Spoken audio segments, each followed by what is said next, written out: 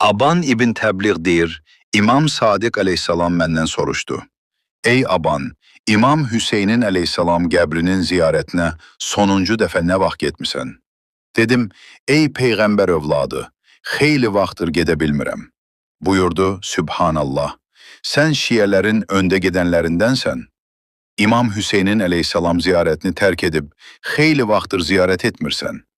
Hüseyni əleyhissalam ziyarət edən şəxsin hər addımında Allah ona bir savab yazar, bir pisliyini pozar, onun keçmiş və gələcək günahlarını bağışlayar.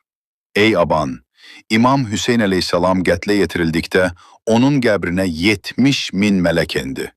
Saçları dağılmış və üst başları tozlu halda qiyamət gününədək onun üçün ağlayır və növhələr deyirlər. İbn Qavləveyh Qumi, Kamilüz Ziyarat, 108-ci bab, hədis, 9.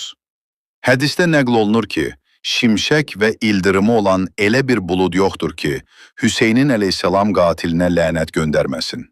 Xəsaisul Hüseyniyə, səhifə 258.